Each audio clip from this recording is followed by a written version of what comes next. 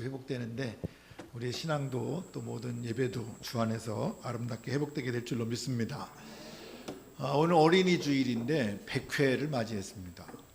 1923년에 1회 어린이날이 선포된 이후로 2022년이니까 100년대 100회째 어린이날인데, 어린이날이 원래는 5월 1일 날이었죠. 기억나십니까? 우리 어렸을 때 그랬던 것 같기도 한데 5월 1일 날. 그러다가 언제부턴가 이제 5월 5일로 바뀌게 됐는데, 또는 5월 5일 어린이날, 아직 5월 5일은 안 됐지만 어린이날 기억하시고 우리 어린이들에 대해서 잘, 공경은 이상하지만 아무튼 어린이들을 좀 존중해 주면 좋겠습니다. 사실은 우리나라가 굉장히 모든 면에서 앞서가는 경우가 참 많습니다. 인쇄술도 우리나라가 굉장히 앞서 있고요. 특히 인권에 대한 문제도 굉장히 앞서 있습니다. 어린이날을 선언한 것이 1922년에 했어요. 이때는 언젠가니 일제강점기죠.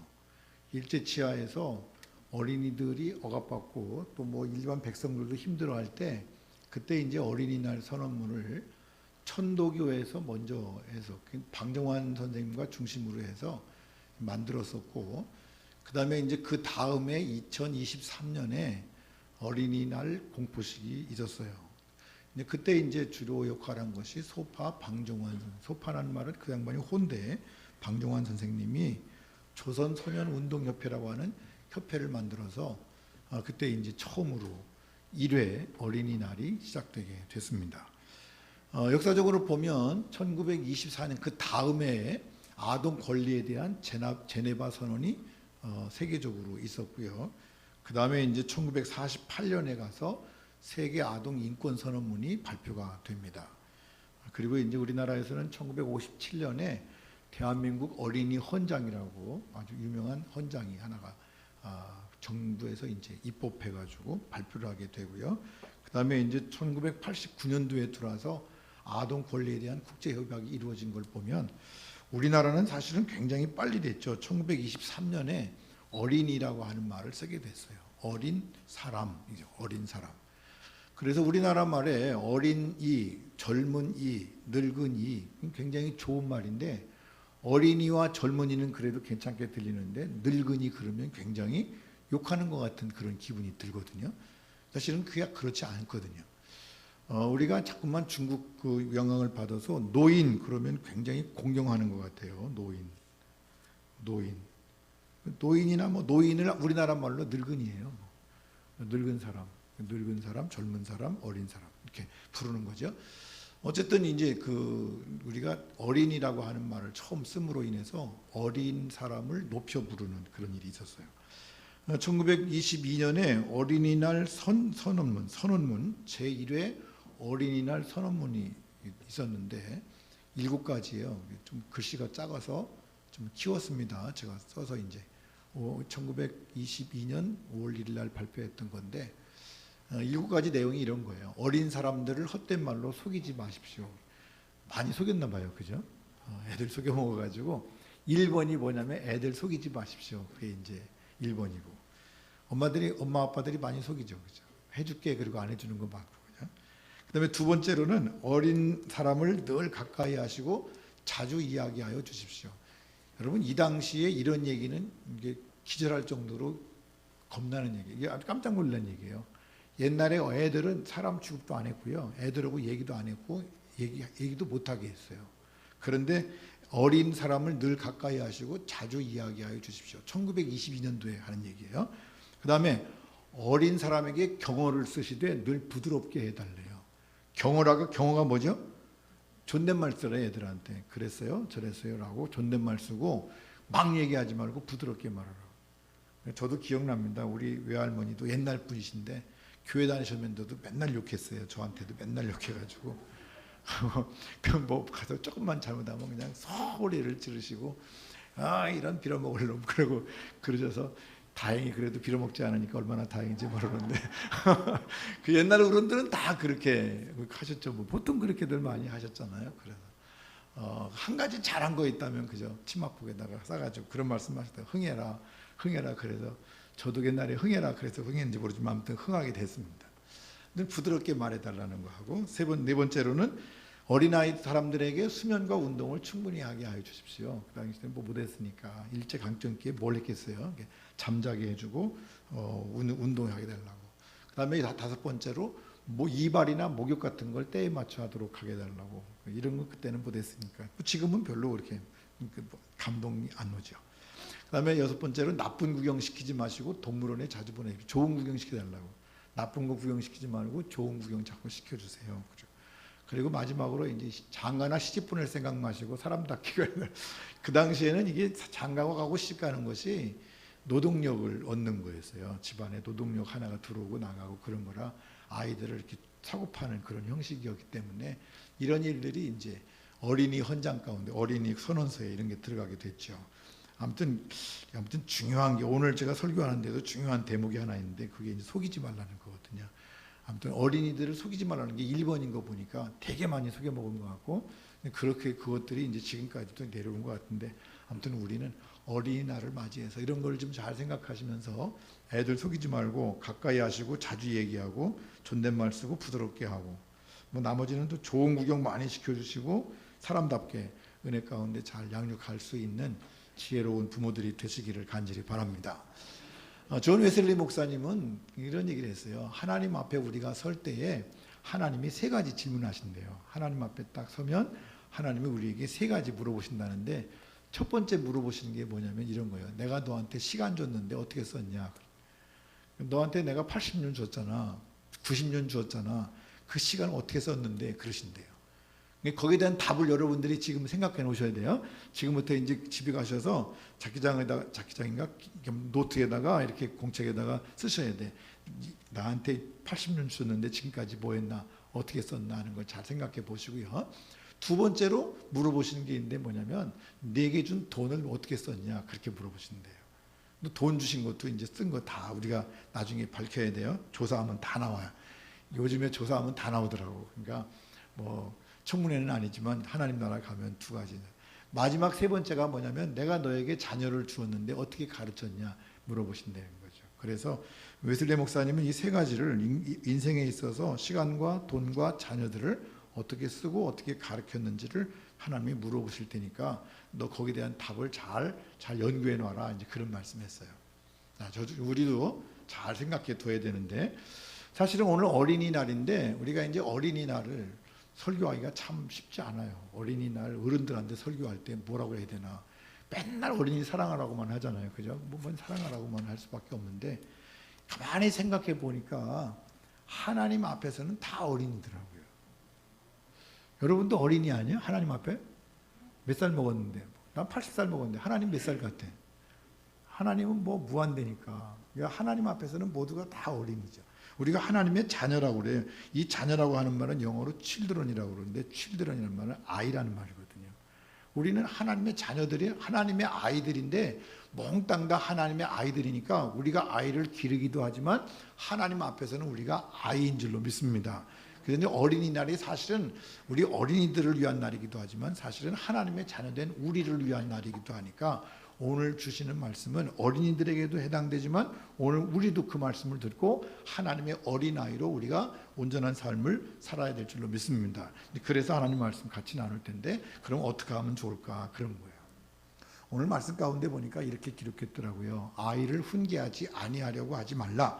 채찍으로 그를 때릴지라도 그가 죽지 아니하리라. 내가 그를 채찍으로 때리면 그의 영혼을 수월에서 구원하리라. 훈계는 이해하는데 채찍은 이해가 잘 안 되더라고요. 그죠?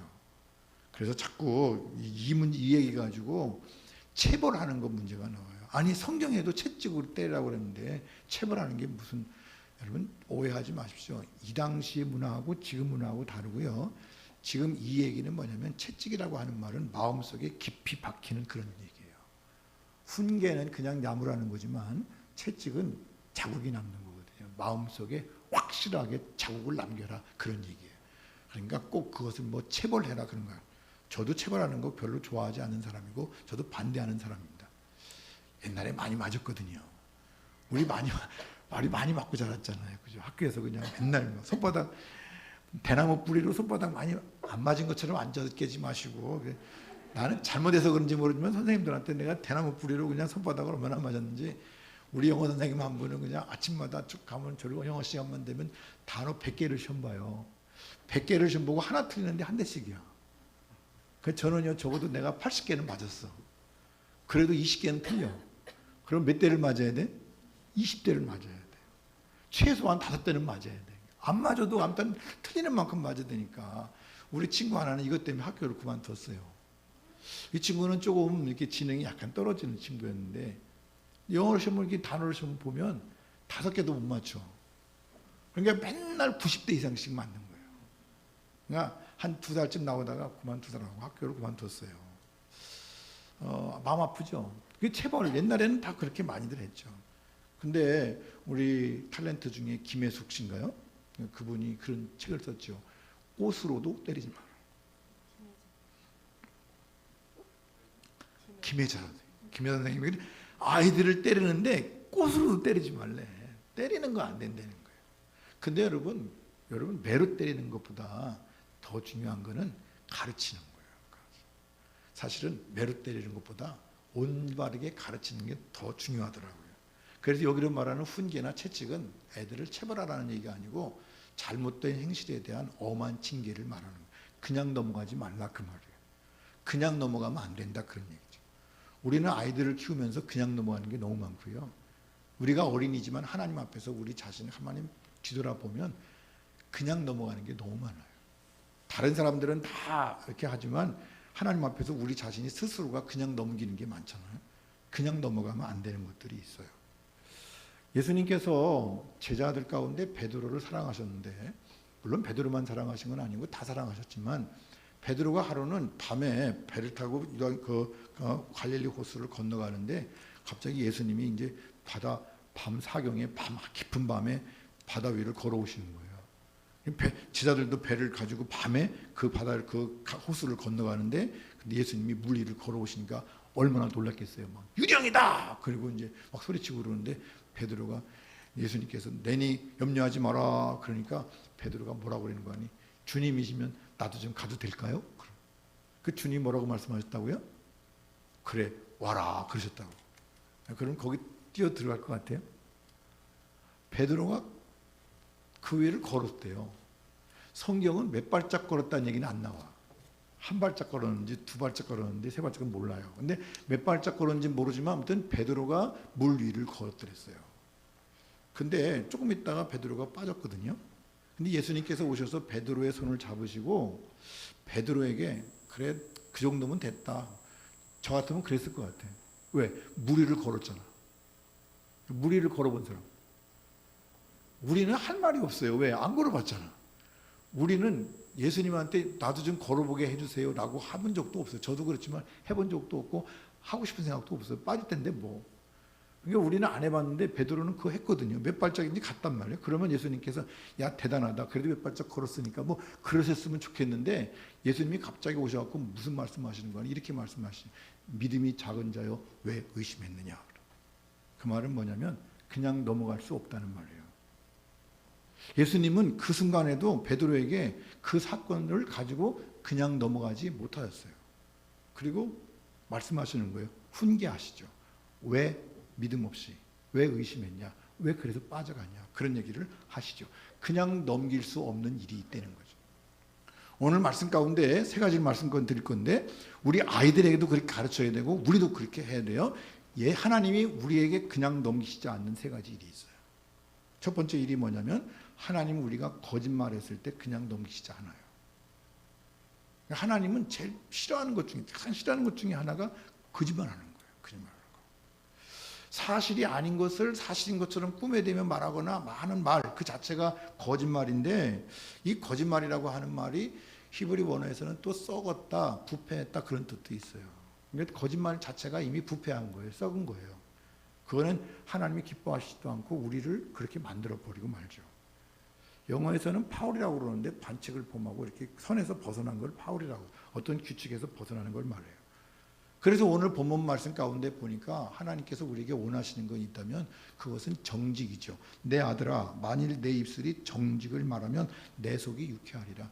너희가 정직할 때 내가 기쁘다. 우리 하나님의 기쁨 되어야 되는데 하나님을 기쁘시게 하려면 가장 중요한 게 정직해야 된다는 거예요. 할렐루야. 그 저와 여러분이 정말 거짓말하면 안 돼요. 거짓말하면 하나님이 싫어하시는 거예요.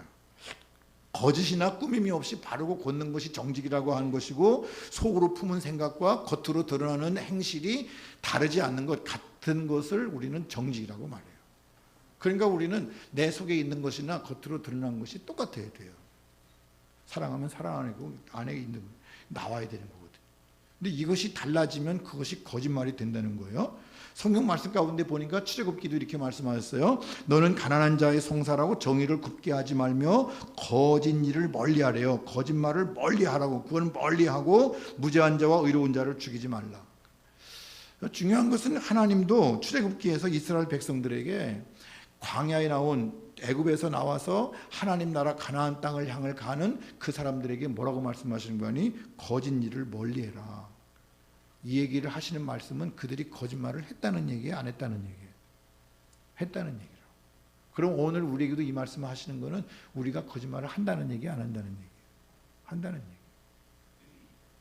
우리는 자꾸만 나 자신이 조금씩 하는 거는 그냥 넘겨요. 그냥 넘기면 안 된다니까요.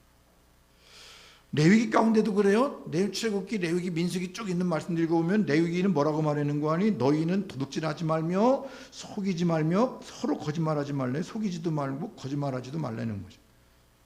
그러니까 우리는 남을 속이지도 말아야 되고 거짓말하지 말아야 돼요. 이거 하나님께서 하시는 말씀이에요. 민수기도 마찬가지. 민수기 가운데 하나님 말씀하세요. 하나님은 사람이 아니시니 하나님은 거짓말을 안 하신대. 하나님은 거짓말을 안 하셔. 거짓말을 싫어하시고 거짓말을 안 하시는 분이에요. 그래서 거짓말하면 어떻게 되나? 거짓말하면 성경 말씀 가운데 확실하게 말씀드려요. 거짓말하면요, 시편에 이렇게 기록. 거짓을 행하는 자는 내 집안에 거주하지 못하며 거짓말하는 자는 내 목전에 서지 못하리라. 내 집이 어디고 내 목전이 어디예요? 내 집이 어디죠? 천국, 하나님 앞에. 내 목전은 하나님 앞에 설 수 없다는 거죠. 거짓말하면 안 된대요. 그러면 구약만 그러냐? 그렇지 않고 신약의 맨 마지막에 오면, 신약의 맨 마지막이 요한계시록인데, 요한계시록이 이렇게 천국을 설명하면서 뭐라고 하는 거 아니? 이렇게 말씀하세요. 그러나 두려워하는 자들과 믿지 않는 자들과 흉악한 자들과 살인하는 자들과 음행하는 자들과 점술가들과 우상 숭배자들과 그 다음에 거짓말하는 모든 자들은 불과 유황으로 타는 못에 던져지리니 이것이 둘째 사망이라. 거짓말하는 모든 사람들은 어디 간다고요? 이게 어디예요? 지옥 간다고. 여러분 이렇게 생각해 보셨어요? 거짓말을 하면 지옥 간대.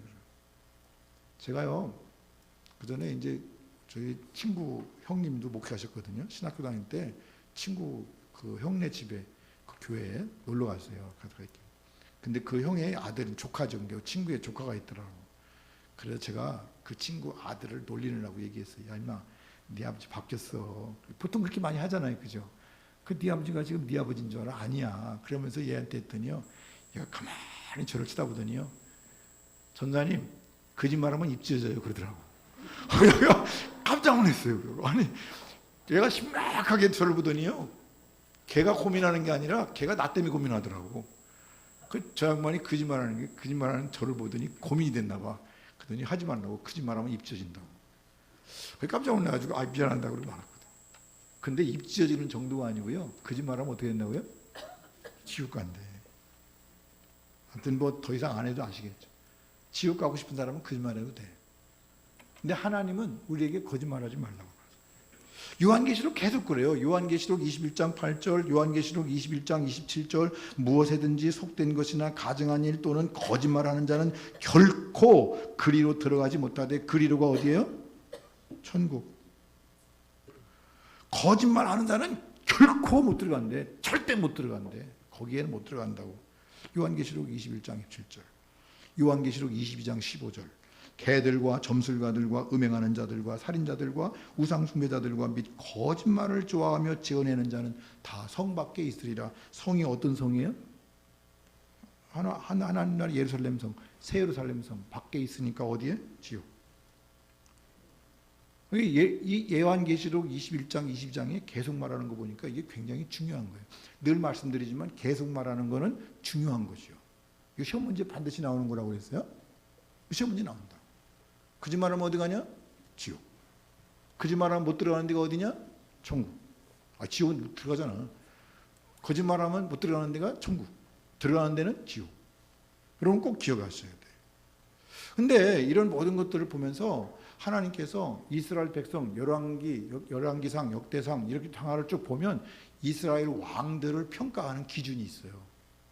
오늘날 왕들 대통령 평가할 때 업적을 뭐 남겼냐, 뭐 했냐 그 기록을 남기는데 이스라엘 왕들의 역사를 쭉 보면서 이스라엘 왕들의 기준에 그 좋은 왕이냐 안 좋은 왕이냐 훌륭한 왕이냐 훌륭하지 않느냐 이거를 평가하는 기준이 있는데 그 기준이 뭐냐면 이런 거예요. 다윗이 햇사람 우리아의 일 외에는 평생에 여호와 보시기에 정직하게 행하였다. 하나님 보시기에 정직했다. 이게 기준이에요. 기준. 이게 하나님께서 이스라엘의 왕들을 평가하는 기준이라고. 근데 다 못 보지만 이 왕들의 다윗의 후손들을 보니까 아사라고 하는 임금이 있는데 아사가 그 조상 다윗과 같이 여호와 보시기에 정직하게 행했더라. 그 다음에 넘어가면 우시야가 그의 아버지 아마샤의 모든 행위대로 여호와의 보시기에 정직하게 행하였더라. 또 히스기야가 그의 종 다윗의 모든 행실과 같이 여호와 보시기에 정직하게 행했더라. 기준이 어디에 있어요? 정직한 데 있어요. 정직한 데. 거짓말 안 하는 데. 하나님께서 우리에게 원하시는 것은 거짓말하지 않기를 원하시고 우리 자녀들에게 반드시 가르쳐야 될 것은 거짓말 안 하도록 가르쳐야 돼요. 거짓말하는 건 그냥 넘어가면 안 돼. 반드시 짚어야 되고 그것이 훈계로 채찍으로 남아있어야 돼. 여러분 이소부화에 그런 거 있죠. 늑대가 나타났다. 그래 동네 사람들이 가보니까 또 좀 있다가 늑대가 나타났다. 그러니까 동네 사람들이 우르르 가보니까 또 거짓말이야. 세 번째 늑대가 나타났다. 그리고 또 가보니까 거짓말이야. 진짜로 늑대가 나타났어. 늑대가 나타났다. 그러니까 동네 사람들이 가더라고 안 가더라고? 안 가더라고. 근데 거짓말이 그런 거거든요. 거짓말. 근데 거짓말은 어쨌든 하나님이 참 싫어하시는 거예요. 죄목 가운데 아무튼 천국 못 들어가는 사람들을 나열하시면서 그 가운데 하나가 뭐냐면 거짓말하는 사람들 안 된다는 거죠. 저와 여러분이 이제 하나님의 어린 아이들로서 우리 하나님의 어린으로서 우리가 앞으로 살아가면서 절대로 거짓말 안 하는 정직한 하나님 보시기에 정직한 그런 믿음의 삶을 살아갈 수 있는 하나님의 기쁨 되는 하나님의 자녀들이 될 수 있기를 간절히 바랍니다. 두 번째로 불신앙의 길로 갈 때 그냥 내버려 두면 안 돼요. 불신앙의 길은 신앙의 길이 아니야. 길이 아닌데 가는 거죠. 길이 아닌데 가면 그냥 두면 안 돼. 오늘 말씀 가운데 보니까 내 마음으로 죄인의 형통을 부러워하지 말며 항상 여호와를 경외하라. 부러워하지 말래. 부러워하지 말라는 말은 악행하는 사람을 그 잘 되는 것을 갈망하는 마음으로 바라보는 거예요. 그 부러워하는 거지 한마디로. 아무튼 악한 사람을 부러워하지 마. 악한 사람이 잘 되는 것을 부러워하는 것은 그리 따라가려고 하는 마음이 생기는 거죠. 그거 하지 말고 뭘 해라? 항상 하나님을 경외하는 삶을 살아야 된다. 그것이 하나님께서 우리에게 하시는 말씀이에요. 저와 여러분은 항상 악한 것을 부러워하지 마. 악한 것을 하는 것을 부러워하면 안 돼. 그 사람들이 잘 되는 것을 부러워하면 안 돼. 요즘 말로 애들이 그러더라고. 부러워하면 지는 거야. 여러분 악한 사람이 잘 되는 것을 부러워하는 것은 선이 지는 거예요. 그 말이 참 좋더라고. 여러분 부러워하지 마십시오. 하나님께서 기뻐하지 않으셔요. 성경 말씀 가운데 보면 홈리와 비느하스라는 사람이 나와요. 홈리와 비느하스. 누구라고요? 홈리와 비느하스. 누군가니 엘리의 제사장의 아들들이에요. 이 홈리와 비느하스가 여러 가지 잘못들을 해요. 제사장의 아들인데도 불구하고 성경은 뭐라고 기록하고 있는 거니? 엘리의 아들들 홈리와 비느하스는 행실이 나빠서 하나님을 모르더래. 아니 제사장의 아들인데 하나님을 모를 수가 있나? 근데 하나님을 모른다고 하는 말은 지식으로 모른다는 말이 아니라 온전하게 하나님을 섬기지 않았다, 경외하지 않았다 그런 말이에요. 이 사람들이 엉뚱한 짓을 해요. 하나님께 제물을 드릴 때 종고 있으면 지가 먼저 가져가. 하나님께 들어야 될 것을 지가 채틀어 가는 거예요. 삶기 전에 굽기 전에 막 가져가. 생고기를 좋아하신다. 굽기 전에 내가 좋아하는 걸 먹을 거야. 그리고 가져가고 성전 안에서 그냥 안 좋은 일들을 하고 꼭 사람들한테 욕먹을 짓을 해가지고 하나님이 기뻐하지 않으셨거든. 근데 사무엘상 3장 2장 가운데 또 밑에 보니까 이 소년들의 죄가 여호와 앞에 심히 크면 그들이 여호와의 제사를 멸시함이었더라. 하나님께 예배드리는 것을 제대로 안 했더라고요. 하나님이 싫어하신대요. 좋아요, 여러분들 마찬가지예요. 우리가 온전한 길로 온전한 예배를 하나님께 드려야 되죠. 온전한 믿음의 길로 걸어가야 될 줄로 믿습니다. 이런 삶을 살 때 하나님께서 뭐라고 말씀하신 거니? 심판하시겠다는 거예요. 내가 그의 집을 엘리의 집을 영원히 심판하겠다고 말한 것은 그가 아는 죄악 때문인데, 그가 아는 죄악이 뭐냐면 아들들이 잘못하는 거예요. 그걸 알아. 아는데도 불구하고 그가 자기의 아들들이 저주를 자청하되 뭐하지 않았다고요? 금하지 않았대. 저도 요즘에 가끔 그런 생각이 들어요. 설교할 때 내가 금하지 않은 것이 없나. 여러분, 목사님들이 뭔가 잘못하는 것을 얘기할 때 오해하지 마시길 바라요. 그거 안 하면 제가 책임을 지게 되기 때문에 그래요. 듣는 여러분들은 잘 들으셔야 돼요. 그 말씀을 듣고 회개해야 돼요. 정말 중요한 말씀이에요. 목사가 친다, 나를 나무란다 생각하면 안 돼. 나무란다고 생각하면 내가 회개해야 돼. 왜? 내가 잘못하고 있는 것을 가르쳐주고 깨닫게 하고 바로 가게 하는 거니까. 일부러 욕하려고 하는 거 아니고 일부러 안 되게 하려고 하는 거 아니에요. 다윗도 잘못될 때 보니까 하나님께서 보내시더라고. 다윗이 사울에게 쫓겨 도망갈 때 모압이라고 하는 나라로 피난 갔어요. 다른 나라로 망명생활하는 거야. 근데 모압은 어느 나라인 거 아니? 자기 증조 할머니 나라야. 그래서 그 나라 가면 좀 날라나 하고 피난 갔는데 선지자 갓이라고 하는 선지자가 와가지고 다윗에게 얘기해요. 당신은 여기 있으면 안 되는 거예요. 이대 땅에 들어가야지. 이스라엘 떠나면 되겠어. 앞으로 왕이 될 사람인데.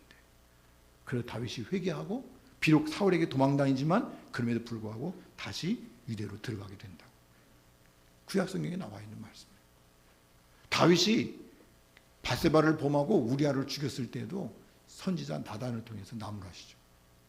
세상에 나쁜 사람이 있어요. 남의 집 양을 가져가서요. 자기 집에 양 잔뜩 한데 손님 오니까 그 자기 거 아깝다고 남의 거 갖다가 잡아가지고 손님 대접한 사람이 있는데요. 어떻게 하면 좋죠? 그러니까 다윗이 괘씸하다고. 그런 사람 가만두면 안 된다고. 그럴 때 나단이 뭐라고 그래요? 당신이 그랬잖아. 하나님이 다 줬는데 왜 남의 아내 뺏어가지고 하나밖에 없는 그 아내 뺏어가지고 당신 것 만들었냐고. 그때 다윗이 그 이야기를 듣고 회개해요. 다윗이 왕이었으니까 무슨 얘기하는 거야? 이렇게 할 수 있잖아요. 그런데도 불구하고 하지 않는다고. 중요한 것은 금할 때 금해야 돼요. 또 우리는 우리 자녀들이 불신앙의 길로 갈 때 금할 수 있어야 돼. 그건 안 돼. 안 된다고 할 수 있어야 돼요. 저는 우리 아버님 어머니께 감사하는 이유가 저희 아버님 어머님은 제가 일반 대학 다닐 때도 주일을 절대 못 빠지게 하셨어요. 저희 어머님은요, 학교는 빠져도 돼. 저희는 아침을 안 먹으면 학교를 안 보냈어. 우리 어머님이 참 이상한 고집이 있으셔가지고, 아니 늦어가지고 지금 지각하게 생겼는데 아침에 그냥 밥 먹을 시간이 없어서 가방 들고 학교 갈게요 하고 딱 나가면요, 저희 어머님은 가방을 딱 잡으시고 가방을 뺏으셔요. 그리고 밥 먹으래. 지각 안 되니까요, 밥 먹으라는 거예요. 그건 정 안 되면 날계란에다가 밥 이렇게 섞어가지고 후루룩 마시고 가래. 모르겠어요. 그 덕분에 제가 건강한지도 모르겠는데 저희 어머님은 학교는 안 보내, 밥 안 먹으면.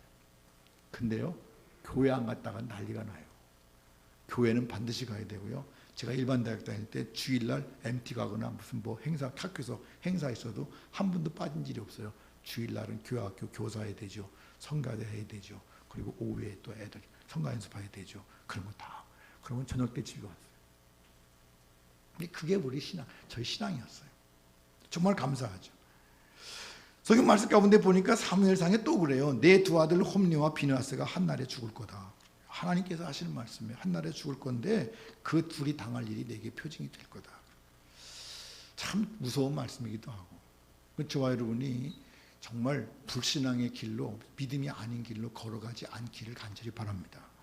혹시 설교 말씀에 그런 말씀이 들리거든 그거는 여러분을 치는 것이 아니라 나에게 주님이 주시는 말씀인 것을 기억하고 우리의 믿음을 다시 회복하고 기도하고 주님께 예배하는 믿음으로 설 수 있는 현명한 지혜로운 은혜로운 성도들이 될 수 있기를 간절히 바랍니다. 잠언 29장 19절 15절 말씀, 채찍과 꾸지람이 지혜를 주거늘 임의로 행하게 둔 자식은 어미를 욕되게 하느니라. 채찍과 꾸지람, 훈계로 자꾸 가르쳐야 지혜로운 자녀들이 된다는 말씀이에요. 제가 설교를 남의 설교도 잘 들어요. 다른 목사님 설교를 많이 듣는데 어떤 목사님이 이런 설교 하시더라고요. 내용 가운데 이런 얘기가 들어있더라고요. 부모가 자식의 잘못을 그냥 넘어갈 때 하나님께서 대신 매를 드신다. 부모가 자식이 잘못하는데 그냥 넘어가면 하나님이 대신데, 성경에 나와 있을까 안 나와 있을까? 금방 말씀드렸잖아요. 엘리 제사장. 엘리가 아들들이 그렇게 나쁜 짓 하는데 그냥 넘어가니까 하나님이 그냥 치시는 거예요. 하나님께서. 하나님이 손대시면 무서워. 그 전에 우리가 우리에게 맡기신 자녀들을 믿음 안에서 잘 양육하고 믿음의 길로 걸어갈 수 있도록 우리가 가르쳐야 될 줄로 믿습니다. 자식들이 싫어한다고 안 하는 경우, 싫어해도 해요. 책임은 해야 할 거 아니야. 내가 가지고 있는 책임은 내가 해야 할 거 아니야.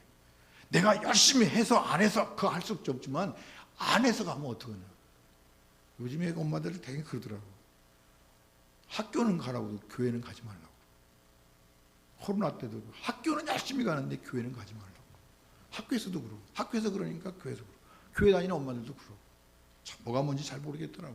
그래도 코로나가 끝나가니까 다행이긴 한데, 우리 이번 기회에 우리 믿음을 다시 한번 이렇게 생각해 볼 수 있는 기회가 되게 됩니다. 한 번 정도는 한번 검사해 봐야 돼요. 오늘 말씀 가운데도 그래요. 내 마음으로 죄인의 형통을 부러워하지 말고 항상 여호와를 경외하라. 하나님을 경외하는 삶을 살아야 돼요. 우리는 자녀에 대해서 장담할 수 있는 사람은 아무도 없어요. 그러나 중요한 것은 우리가 결코 악한 사람들이 잘못되는 것을, 교회 안 다니고 학교 열심히 다녀갖고 서울대학 간 사람 부러워하지 말고, 비록 삼류대학 가더라도 하나님 잘 믿고 은혜 가운데 삼류대학 가는 아이를 더 귀하게 여길 수 있어야 될 줄로 믿습니다. 그게 중요한 거죠. 모르는 거예요. 사람은 누가 잘 될지. 서울대학 나와가지고 누구처럼 될 수도 있고, 삼류대학 나와가지고 누구처럼 될 수도 있는 거예요. 안 나와도 괜찮아. 안 나와도 하나님 말씀 안에서 정말 올바르게 산다면 은혜 가운데 그가 일생 더 훌륭하게 행복하게 살아가는 거죠. 모쪼록 불신앙의 길에서 벗어날 수 있도록 가르치고 우리 자신이 그 길을 걸어가지 않는 지혜로운 믿음 있는 사람들이 될 수 있기를 간절히 바랍니다. 세 번째로 우리가 반드시 그냥 넘어가지 말아야 되는 것이 뭐냐면, 나쁜 친구가 있을 때 그냥 넘어가서는 안 돼요. 자녀들이 누구를 사귀는지 잘 봐야 돼요. 그래서 좋은 친구를 사귈 수 있도록 만들어줘야 되죠. 오늘 말씀 가운데 보니까 술을 즐겨하는 자들과 고기를 탐하는 자들과 더불어 사귀지 말지니라. 더불어 사귀지 말아야 되는 친구들이 있대요. 그래서 세상 사람들 말하잖아요. 친구를 보면 그 사람의 됨됨이를 알 수 있다. 친구를 보면 알 수 있다는 거예요. 어떤 친구가 좋은지. 저 어렸을 때 저희 아버님이 하시는 말씀, 그런 얘기를 해주시더라고요. 옛날 얘기를 하시더라고요. 옛날에 어떤 부자지간에 있는데 아들이 친구가 많아. 매일 집에 안 있고 매일 나가서 놀고 친구들과 어울리고 늘 그래. 그래서 아버지가 그 아들한테 내 친구가 몇이나 되냐, 수도 없이 많습니다. 다 내 친구입니다. 그래? 그렇다면 네 친구들이 어떤 친구인지 보자. 그래가지고 그날 밤에 아버지가 따라오느라 그래가지고 지게를 지고, 지게에다가 뭘 멍석으로 둘둘둘둘 말아가지고 지게를 지고, 그리고 아들 친구 집을 방문하러 가는 거예요. 그래서 친구 집을, 아들 친구 좀 두드려요. 여보게 우리 아들 친구 있지. 우리 아들이 실수해서 사람을 죽였는데 어떻게 좀 해보면 좋겠는데 어떻게 하면 좋겠나. 그러니까 문 탁 닫고 들어가면서 나하고 관계없는 일이니까 떠나가라고. 그래서 아들 친구 집을 다 다녔는데 한 사람도 그 문제에 대해서 측은하게 여기고 함께 어려워한 사람이 없더래요. 그래서 아버지가 마지막으로 그러면 내 친구 집에 한번 가보자. 그래서 아버지 친구 집에 가서 두드려가지고, 아버지 여보게 큰일 났네. 우리 아들이 여차여차해서 사람을 잘못 죽였는데 어떻게 하면 좋겠나. 그러니까 두 말 않고 문 열어놓고 따로 들어오라고. 어쩌다 그랬대는데 어떻게 하면 좋을까.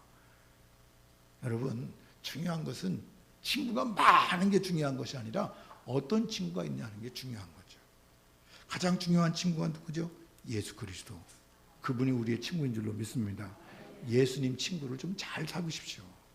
다른 친구들을 자꾸 사귀려 하지 말고 예수 친구 좀 잘 사귀셔서 그 예수 친구와 함께 더불어 주님의 도우심을 받고 은혜를 입을 수 있는 저와 여러분의 삶이 될 수 있기를 간절히 바랍니다. 잠언 가운데 보니까 철이 철을 날카롭게 하는 것 같이 사람이 그의 친구의 얼굴을 빛나게 하느니라. 할렐루야. 친구의 얼굴, 사람이 어떤 친구를 만나냐에 따라서 그 사람이 빛난대. 저도 그런 경험이 있어요. 제 방에 가면 액자 하나가 있는데 그 액자가 서울 종교교회 최이우 목사님이 주신 글이에요. 최이우 목사님, 뭐 부흥회를 많이 다니신 분이 아니기 때문에, 근데 종교교회가 그리 감리교회에서는 유명한 교회고요. 최이우 목사님은 감리교회 목사님들이 모르는 사람이 없어. 근데 그분이 쓰신 글이 제 방에 있는데 그 글을 와서 이렇게 읽어보는 그 사람들이 뭐라고 물어보는 거니, 김 목사님 저거 사진이에요? 아니면 진짜 글씨예요? 그런 거예요. 이거 어디 가서 사진 인쇄해 온 거냐? 아니면 진짜 그분이 쓴 거냐? 그 말이에요. 그래서 무슨 얘기야? 최 목사님이 써주신 거지. 그랬더니 최 목사님하고 잘 알아요. 그렇다고 그랬더니 아 그렇군요. 제 급이요. 어디까지 올라갔다고요? 최이우 목사님을 알고 그분에게 글씨 받았던 것 때문에 제 수준이 거기까지 가는 거예요. 종교교회 최이우 목사님과 노선교회 김성령 목사님이 친하대 이렇게. 그러면 그때 그분 때문에, 글씨 때문에 제 얼굴이 빛나는 거 아니에요? 이것이 은혜인 거예요. 그럼 여기 마찬가지예요. 친구를 잘 사귀어야 돼요. 그 친구가 그 얼굴을 빛나게 하는 거죠. 빛나게 해요. 어거스틴이라고 하는 사람은 방황하다가 정신을 차리고 그리고 회개하고 성 어거스틴이라 되죠. 세인트 어거스틴 됐는데, 성 어거스틴이 되기 전 30년 동안 그가 방탕 생활했는데, 그의 고백록 가운데 보면 그가 방탕한 이유가 뭐냐면 친구들을 끊지 않아서 그렇다. 친구를 끊어야, 술 친구들을 끊어야, 그 방탕하던 친구를 끊어야 그래야 내가 그 길을 걸어갈 수 있다. 그래서 성자의 길을 걸어가게 된 거죠. 우리나라 말에도요, 사자성어에 이런 거 있죠. 근묵자흑, 근주자적. 근묵자, 묵이라고 하는 말은 먹이에요. 묵. 묵향할 때 이제 그건데, 먹을 갈 때 붓글씨를 쓰는 사람은 어떤 튀게 되잖아. 이렇게 튀게 되니까 먹을 가까이 하면 검은색을 튀게 된다. 그런 얘기. 그러니까 어느 것에 어울리냐에 따라 다른 거죠. 예수님 당시에도 마찬가지였어요. 예수님께서 길을 가시다가 세관에 세리가 앉아 있는 걸 보셨죠. 마태라고 하는 사람이, 어느 성경에는 레위라고 말하고 어느 성경에는 마태라고 그러는데, 레위라고 말하는 거는 히브리 이름이고 마태는 헬라 이름이고 그래요. 같은 사람이에요. 그러니까 그 외에 예수께서 가서 레위라 하는 세리가 세관에 앉아 있는 것을 보시고 나를 따르라 하시니 그가 모든 것을 버리고 따랐더라. 이 모든 것이라고 하는 말 속에는 뭐가 들어있는 거 아니? 친구들도 들어있는 거예요. 친구. 제일 중요한 게 친구예요. 마태는요, 그동안 세리들과 어울렸다가 그 모든 세리와 관계를 끊고 그리고 예수님 따라가는 거죠. 중요한 것은 우리도 마찬가지예요. 세상의 모든 세리 끊는 것이 중요하죠. 그렇다고 뭐 친구 다 끊으라는 얘기 아니에요. 나쁜 친구, 우리를 나쁜 길로 걸어가게 하는 친구들을 멀리하라는 거예요. 오늘 본문 말씀이에요. 술을 즐겨하는 자들과 고기를 탐하는 자들과 더불어 사귀지 말아라. 술을 즐겨하는 자들, 고기를 탐하는 자들. 그럼 고기 먹지 말라는 얘기냐? 그런 건 아니에요. 여기서 술을 즐겨하고 고기를 탐한다고 하는 말은 방탕한 생활을 한다, 그런 의미예요. 그러니까 방탕한 생활을 하는 거는 어떤 사람들인 거 아니? 누가 그를 말릴 사람이 없는 거예요. 징계받지 않는 결과로 그가 그렇게 가는데, 그런 사람과 함께 사귀지 마라, 어울리지 말라, 그런 거죠. 바울 사도도 그런 얘기했어요. 속지 말라. 악한 동무들은 선한 행실을 더럽힌다. 그러니까 중요한 것은 우리가 친구를 잘 사귀는 게 중요해요. 내 선한 행실을 더럽히지 않으려면 악한 사람을 사귀지 않는 것이 좋죠. 그래서 나쁜 친구들로부터 자녀를 보호하고 나 자신을 보호하려면 믿음 좋은 친구를 만나야 돼요. 할렐루야. 그래서 교회에서도요, 제발 믿음 좋은 사람과 같이 옆에 있기를 바라요. 기도 많이 하는 사람 좀 따라다니라고. 사랑 많이 하는 사람을 따라다니시라고. 헌신하고 봉사하는 사람을 따라다니셔야 돼. 그 옆에 앉아 있어야 돼. 그래야 닮아가지. 안 하는 사람끼리 앉아서 끼리끼리 닮아가면 맨날 빠져나가는 거 닮아가고, 빠져나가는 걸 좋아하는 사람은 예배 끝나고 금방 빠져나가고. 교회에서 뭐 좀 합시다 그러면 눈에 한 번도 안 보여. 단지 언제 보이는 거 아니? 먹는 거 할 때만 보여. 밥 먹을 때는 한 번도 안 빠져. 물론 밥 먹는데도 안 빠지는 게 중요하지.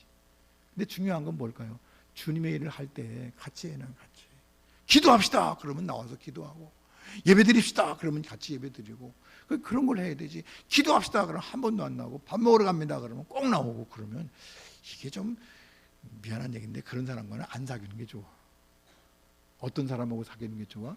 기도하는 사람과 사귀는 게 좋아. 예배 드리고 봉사하고 신앙생활 잘하는 사람과 함께 같이 가는 게 좋은 거죠. 여러분, 자녀들도 그런 친구들을 자꾸 많이 만들어 주시기를 바랍니다. 그리고요, 가능하면 교회 안에서 생활하도록 자꾸만 밀어주셔야 돼요. 교회는 가지 말고 학교만 가라, 그렇게 하면 안 돼. 학교는 못 가더라도 교회는 가야 된다. 수련회 가라. 보충 수업 몇시 빠져도 괜찮다. 수련회 가서 은혜 받고 와라. 그리고 나가야지. 대학 가서 잘해라. 대학 가서 할 것 같아요? 대학 가면 할 시간이 없다고. 너무 재밌는 게 많아서 교회 갈 시간이 없어요. 그동안 요즘에 보니까 그동안 코로나 때문에 애들이 MT도 못 가고 막 그랬는데 요즘에 이제 MT도 가게 하고. 아이들이 방송에서 인터뷰하더라고. 뭐라고 하는지 아십니까? 애들하고 노니까 너무 좋고요. 술 먹어서 너무 좋아요. 여자아이가 깜짝 놀랐어요. MT 가서 여러 가지 선후배를 만나서 교제하는 거 좋지만 거기다가 뭐가 들어오니 술을 마음껏 마셔서 좋다는 거예요. 요즘에 대학생들이 그래요. 그러면 우리 아이들 어떻게 할 거예요? 교회 가면요 술 못 먹게 하잖아. 교회 수련회 가가지고 인터뷰하는데 교회 수련회 왔더니요 술 많이 먹어서 좋아요. 그런 거 봤어? 없잖아. 그러면 어쨌든 교회 오면요, 교회 와서 은혜 받고 회개하고 자기 자신을 돌아보고 그리고 믿음 안에서 바로 서서 올바르게 살아가려고 결단하고 그런 삶을 살아가는 것이 교회 수련회. 그래서 우리가 나쁜 친구로부터 자녀를 보호하고 우리 자신을 보호하기 위해서는 좋은 믿음의 친구를 만나도록 하고 교회 안에서 생활해야 돼. 저와 여러분이 꼭 그렇게 하셔야 돼요. 그러니까 오늘 어린이 주일을 맞이하면서 우리 자녀들도 가르쳐야 되지만 우리 자신도 마찬가지로 그냥 넘어가서는 안 되는 세 가지. 첫 번째 뭐 하라고요? 거짓말 그냥 넘어가면 안 된다. 두 번째, 불신앙의 길로 갈 때 그냥 넘어가지 마라. 세 번째, 믿음의 나쁜 친구가 있을 때 그냥 넘기면 안 된다. 그런 때는 반드시 뭐 해라? 훈계하고 채찍을 대라. 체벌하라는 얘기가 아니라 확실하게 교육을 시켜라. 그러면 하나님의 자녀들이 반드시 지켜야 될 세 가지는 뭘까요? 정직해라. 두 번째는 믿음을 가져라. 그리고 믿음의 친구를 사귀어라. 간단해요. 오늘 저와 여러분이 그렇게 살아가면 하나님의 기쁨되어 행복한, 그리고 사람들에게 칭찬받는 은혜로운 삶이 되고 우리 자녀들에게도 이것을 가르치셔서 정말 하나님의 자녀로 올바르게 서게 할 수 있는 복되고 아름다운 어린이 주일 될 수 있기를 간절히 바랍니다. 기도하십시다. 사랑과 은혜가 풍성하신 아버지 하나님, 은혜를 진심으로 감사를 드립니다. 하나님의